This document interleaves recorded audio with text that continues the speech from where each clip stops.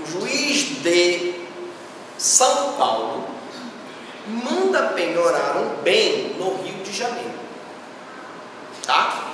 O que é que diz aqui? Do juízo deprecado na execução por carta. Então, se foi o juízo deprecado que penhorou o bem errado, eu vou ajuizar os embargos de terceiro perante o juízo deprecado. Mas se foi o juiz deprecante que indicou o bem erradamente, eu vou ajuizar perante o juiz deprecante. Ou seja, eu vou ajuizar o embargo de terceiro perante o juiz responsável pela constrição irregular. Pronto. Seja deprecante ou seja deprecado. Tá bom? Se a causa principal for de competência originária de tribunal, a este órgão compete o julgamento dos embargos. Olha só.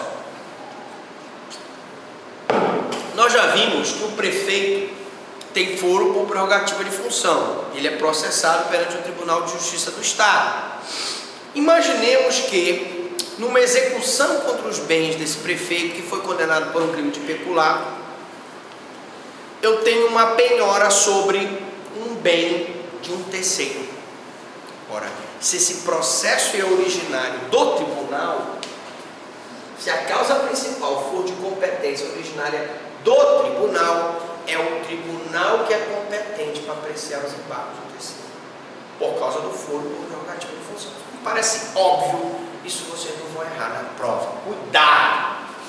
Entretanto, cuidado! Momento para a propositura dos embargos. Processo de execução.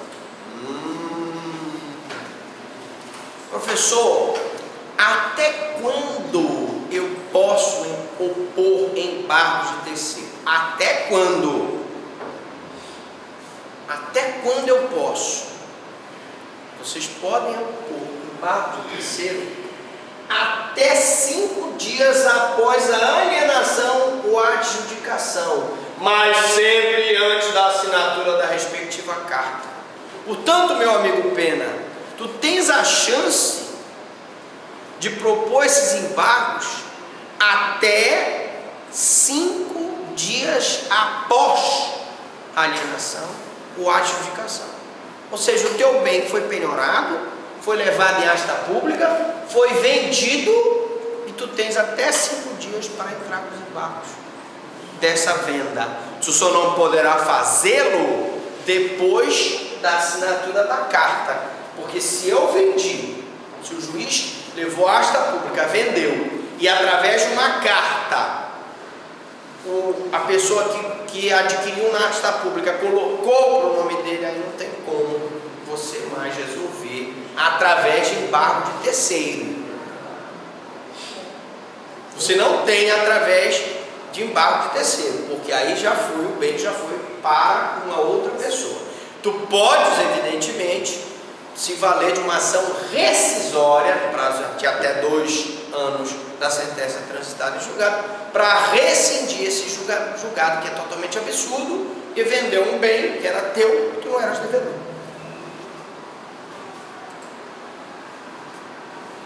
Contados da data da inequívoca ciência do terceiro acerca do ato de constrição judicial.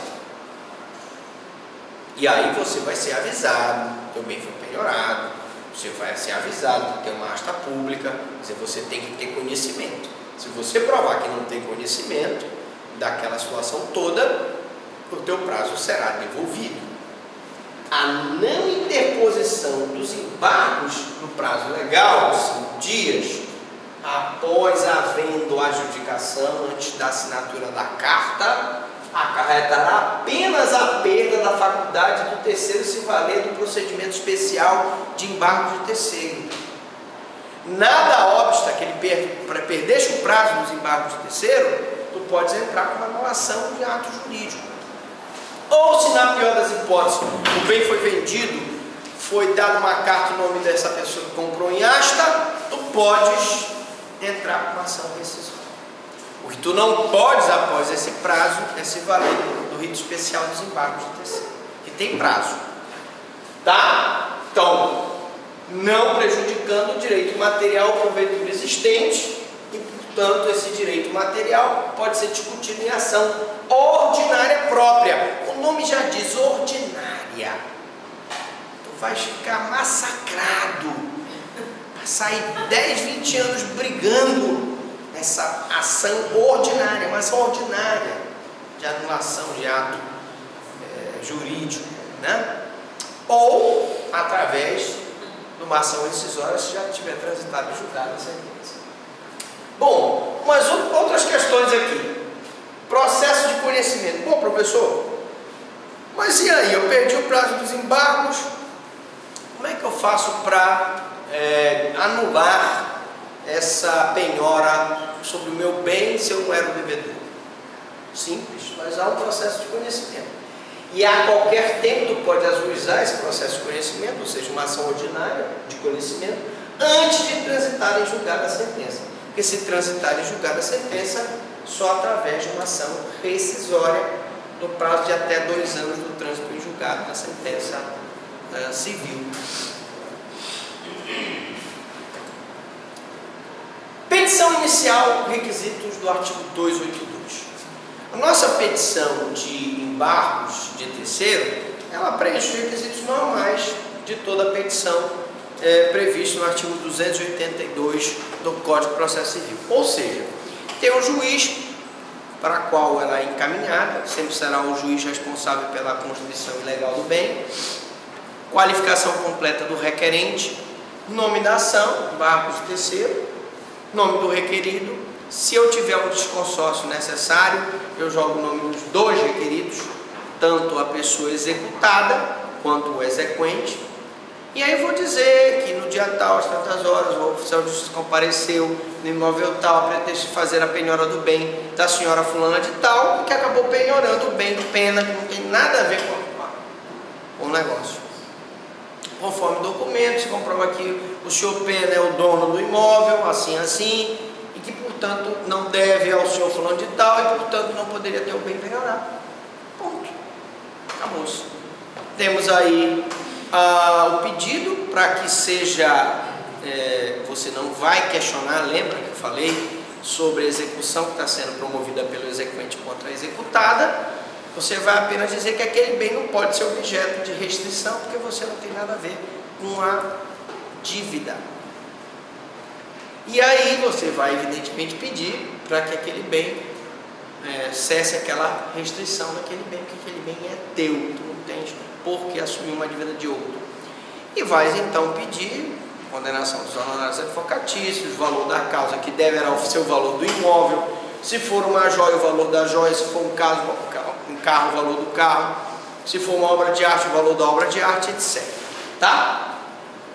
Então eu tenho que instruir a petição inicial com os documentos comprobatórios da posse ou titularidade sobre o bem, e aí tu vais instruir se for um imóvel a escritura pública, ou se tu fores o locatário do contrato de locação, o direito que se pretende ver tutelado. Qual o teu direito? O direito de posse ou de propriedade, né? Todos têm o direito assegurado à propriedade no Brasil. E assim como da qualidade de terceiro, tu vais ter que assegurar ao juiz os embargos de terceiro, tu és terceiro estranho à lide. Se tu fores terceiro da lide, não é embargo de terceiro, é embargos à execução. Valor da causa corresponderá ao benefício patrimonial almejado pelo embargante. Benefício patrimonial, valor da causa. A casa vale 300 mil, esse é o valor da causa. Carro vale 100 mil, esse é o valor da causa. A obra de arte vale 50 mil, esse é o valor da causa. Não é esse valor que vai ser levado em asta pública para ser vendido e pagar a dívida do credor? Liminar. E aí, evidentemente, né, que você é o proprietário do bem, você é um terceiro, você não participou da lide, você não deve ninguém, você está pagando corretamente cumprindo corretamente com as suas obrigações. Por que aquele bem foi penhorado? E aí, no embargo de terceiro, a pergunta é: cabe liminar? Cabe. Porque tu já pensaste? O pena de uma hora para outra pode ser despejado do imóvel por uma dívida que ele não fez. Então ele vai pedir uma liminar, caso ache suficientemente comprovado o direito, com ou sem audiência, e aí eu posso ter, para deferimento da liminar, uma designação de uma audiência de justificação. O juiz poderá deferir liminar com a expedição de manutenção ou de restituição da coisa. Manutenção da coisa, para que o nosso amigo pena não seja retirado da casa, e restituição da coisa, caso ele já tenha sido esbulhado do imóvel ou do móvel. Porque eu também posso ter o esbulho do carro, o esbulho do quadro, o esbulho da obra de arte. Forma de citação. E aí são duas correntes, tá? A primeira diz que a citação tem que ser via advogado, mediante a publicação do despacho que ordena a citação no órgão oficial. Então eu teria que publicar no Diário Oficial. E a segunda diz que a citação tem que ser pessoal. Por via das dúvidas, façam as duas e dê preferência para a citação pessoal, porque no Diário Oficial pode ser que o advogado não tome ciência, para evitar dizer que ele não tomou conhecimento de um embargo de terceiro. É melhor fazer pessoal através de oficial de justiça. E aí, desta citação do embargo de terceiro que foi interposto pelo pena contra o exequente, contra a executada, em litisconsórcio necessário, passivo necessário, eu vou ter a defesa dos embargos de terceiro. E essa defesa dos embargos, gravem, é o mesmo prazo dos embargos à execução, 10 dias. Não é isso? Os embargos, quem lembra disso aí? Qual é o prazo para eu interpor os embargos de execução? Qual é? 10 dias contado da penhora. Da penhora do bem. Se eu te executo e o teu bem é penhorado, passa a contar 10 dias para que tu embargues a execução. O embargo à execução é uma ação de conhecimento dentro do processo de execução. Assim como esse embargo de terceiro, não deixa de ser uma ação de procedimento de jurisdição contenciosa, mas é um processo de conhecimento. Tá? Bom, agora prestem muita atenção.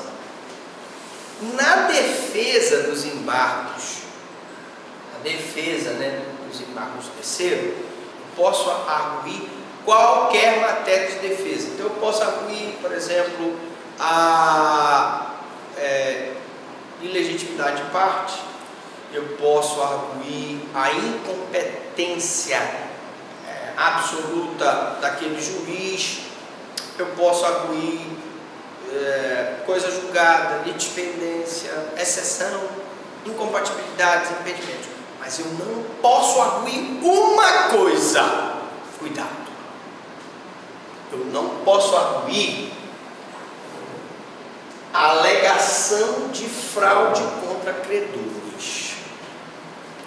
Porque na hora em que eu apresentar minha defesa nos embargos de pena, eu posso dizer assim: olha, só houve uma fraude aí, a nossa amiga devedora aí, por debaixo do pano, vendeu o imóvel por pena. Por isso, na verdade, eu estou penhorando esse imóvel aí, porque na verdade é dela, ela passou para ele. Isso eu não posso discutir nos embargos de terceiro. Por quê? Porque eu não posso discutir isso na defesa dos embargos de terceiro, porque só poderá ser feita em ação própria, chamada ação pauliana. O que é a ação pauliana? É a ação que se vale o credor contra o devedor, quando o devedor se utiliza de fraude à execução para se eximir do cumprimento cumprimento da obrigação. O que é fraude de execução? Por exemplo, ele passa os bens dele para os filhos, passa os bens dele para o laranja, isso é fraude de execução. Eu não estou dizendo que tu não possas arguir a fraude de execução. O que eu estou dizendo é que tu deves arguir a fraude de execução através de uma ação pauliana. Nos embargos de terceiro, na defesa dos embargos de terceiro, eu não posso deduzir essa tese de fraude de execução, porque a ação própria para discutir a fraude de execução é a ação pauliana. Bom, também eu tenho possibilidade de reconvenção ante a incompatibilidade de ritos.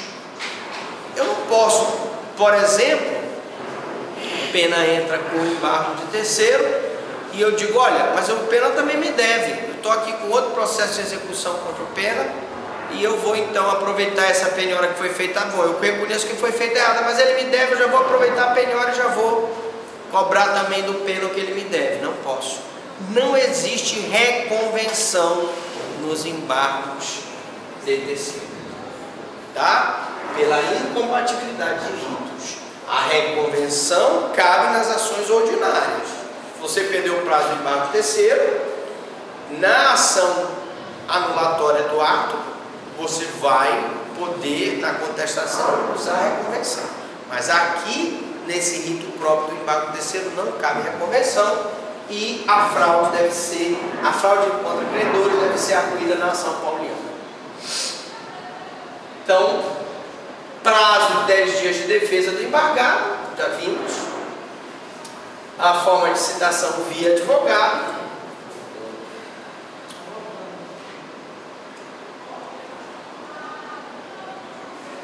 Após a resposta, o procedimento se torna ordinário, né? Então, depois que eu respondi, o procedimento de embargos se torna ordinário. E aí, ordinário mesmo, né? Aquele massacre para desbloquear a penhora, né? Desabilitar o bem naquele ônus, etc. Beleza? Até aqui tudo tranquilo? Beleza. Defesa do embargado. Vamos para frente, para trás. Na próxima aula, nós vamos falar sobre procedimentos especiais de jurisdição contenciosa, parte 9. Pergunta, alguma dúvida? Alguma pergunta? No embargo a terceiros, o terceiro pode pedir indenização?